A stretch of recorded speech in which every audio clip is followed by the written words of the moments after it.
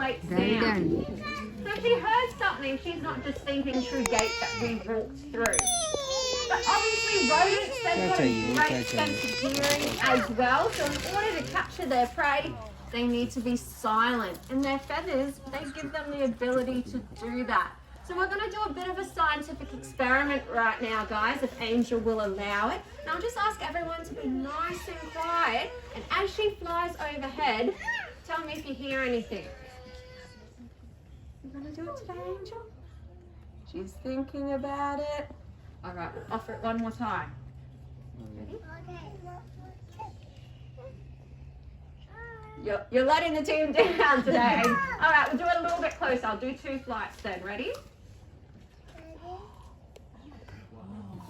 Okay, by the looks on your faces, I'm going to say you didn't hear anything. So we'll try this side of the crowd now. Who's going to go for little flights today, Angel? That's okay. All right, so once again, guys, we'll see if we can get everyone nice and quiet. A wet bird to look at us first. Hey, Angel.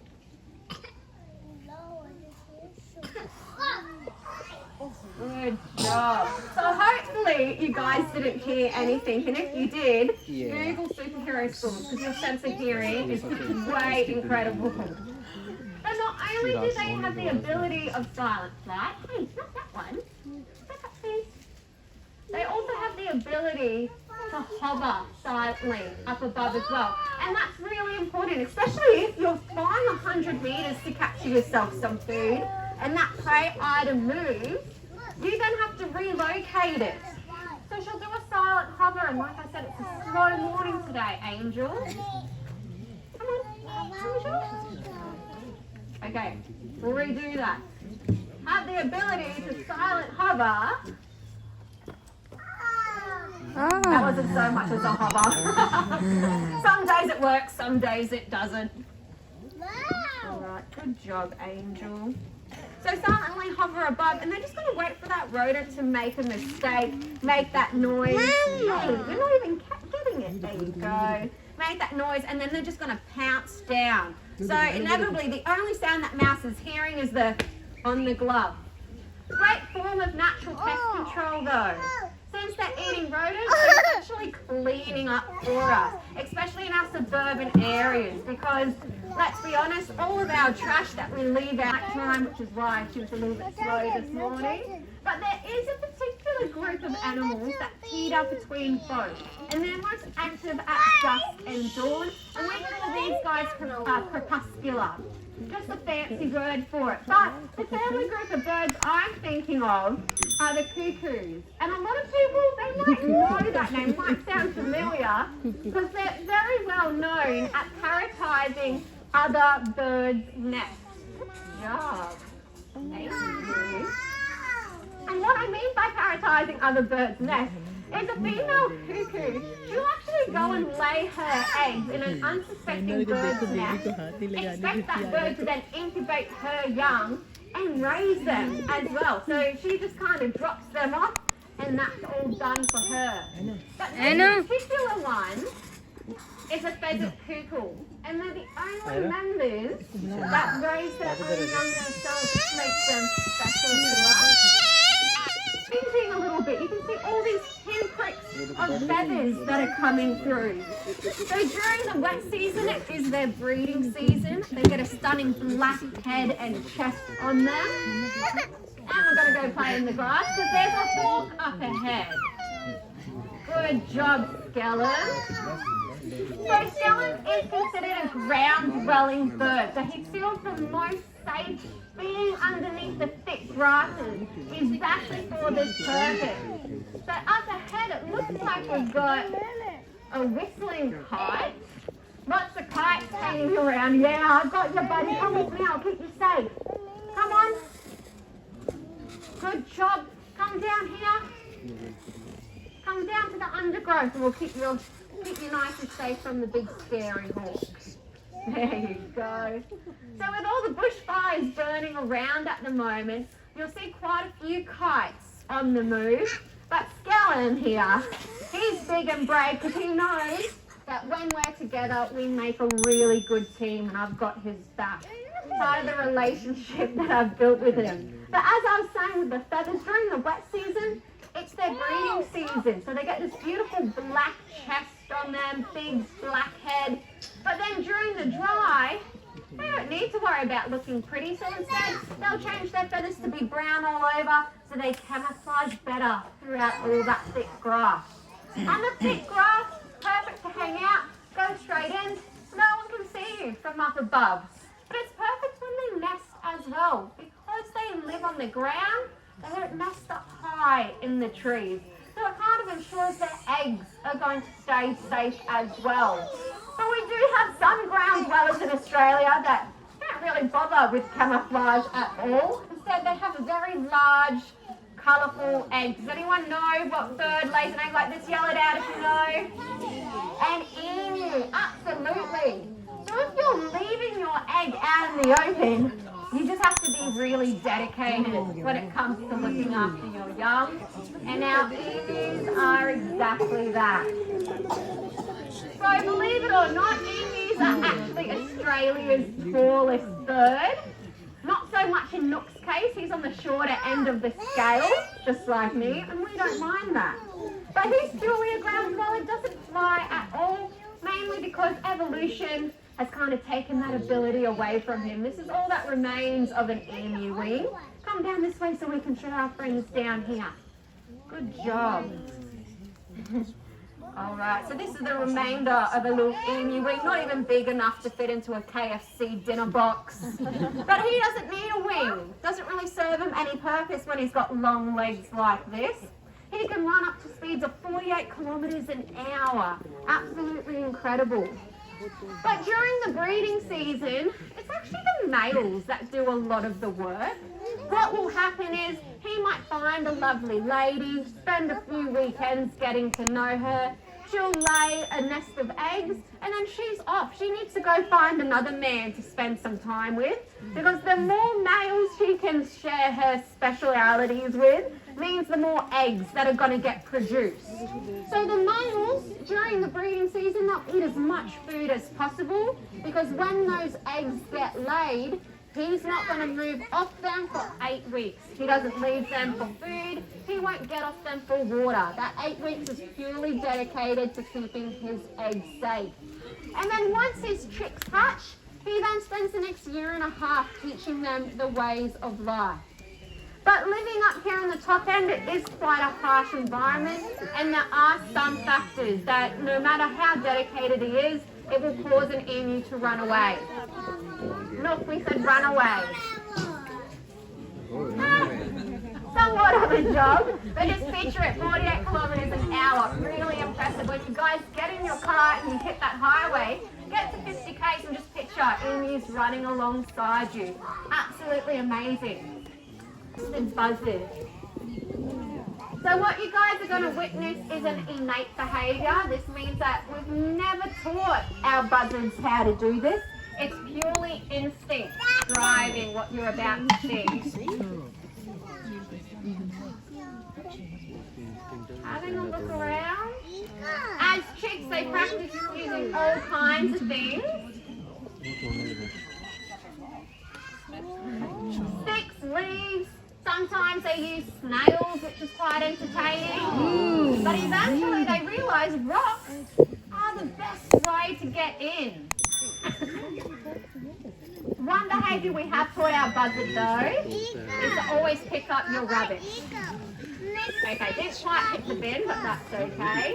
Now when you're out on the roads, you will see large birds sitting on the roadside, but the best way to identify them is by the white patches on the wings.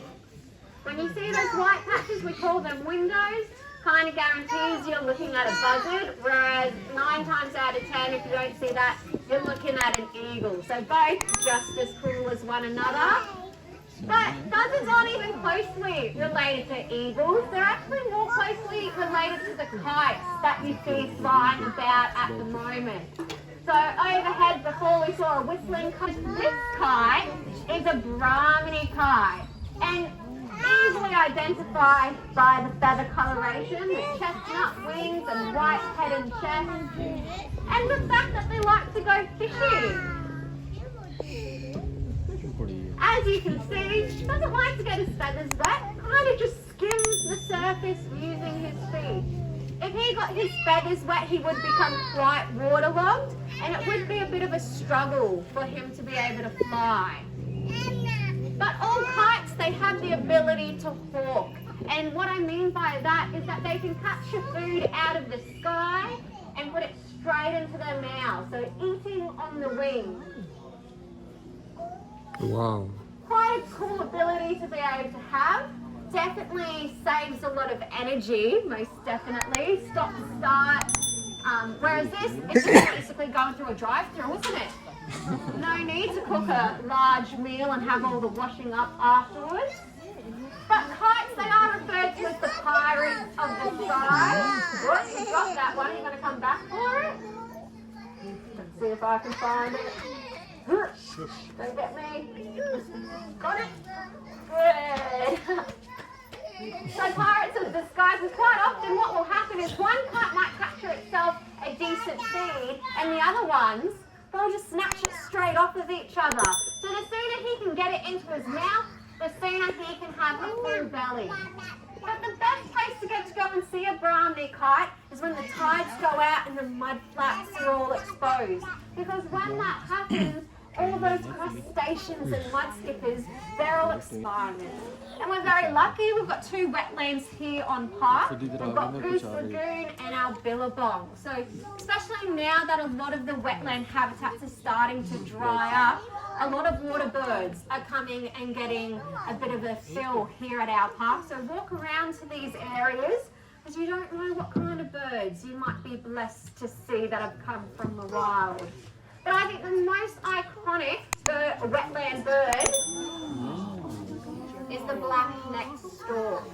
Now, a lot of you people might look at this bird and go, oh, that's a jabiru, and yeah, we call them jabiroos, but early settlers actually misnamed this bird. Jabiroos live over in South America, whereas this guy here, he's not related to them at all. So black-necked stork is their appropriate name, but we're very loyal to our Aussie slang, so jabiru is just going to be there to stick. But unlike the emu that had a very short wingspan, the black-necked stork's wingspan is incredible. But you can tell a lot by looking at a bird's body and realising that long wings, tiny tail, not very good at steering, so the wings have to overcompensate. But while we've got her up so close and personal, you can see black-necked stork doesn't seem like an appropriate name either, since her neck is actually iridescent blues and purples. But it's the eye colour that's a giveaway to what her gender is. So a yellow eye is a mature female, black eye, juvenile or male. But you guys might think it's quite strange that I've joined you on this side of the arena for such a graceful looking bird. Even though that beak's quite long, it doesn't look like much when you're sitting in the crowd, but when you see them crack into a turtle shell, it's another story. So it's the one bird we don't want to fool around with. And hey, more to him. Number one spearfisher up here in the top end. And it's a whereas most other diving birds will hunt using those long beaks and long necks to get them reach. At the moment, our osprey's gone for a territorial flight. He's just chasing away any of those pesky kites or little birds that might interfere with his hunting. But as he's flying overhead, he's looking into all the water sources and he's trying to check out if there's any fish out and about. Now, the fact that there's some leaves on the water and quite a bit of glare is no worries to our osprey, because he's got natural polarized vision. So he doesn't have to go to BCF and get himself an expensive pair of sunnies. It's already naturally there for him. So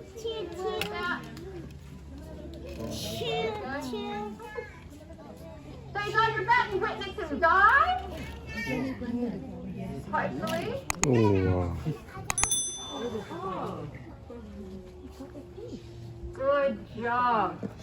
So you can see as he's coming in for a dive, he's tucking his wings back, getting them at a tight angle, closing his nostrils, closing his eyes, and going in with those sharp talons of his. And his talons are extremely elongated like fish hooks, and they're curved. So once they hold on to a fish, it pierces that skin easily, but it's the toes that do the hard work, because each single toe has a ratchet locking system in it. So when they click into place, they're not budging at all, and that's a physical lock. So he's actually got to unlock it himself, which he'll do after the show. After the show, he'll fly in towards the screen pole down here, and he'll land on the top, and you'll see him. He'll have his foot closed, and he has to look at his foot to unlock each toe. It's a really cool sight to see. So if you guys do want to stick around, make sure you wait to see that. But I could talk about ospreys all day, guys. If you have any questions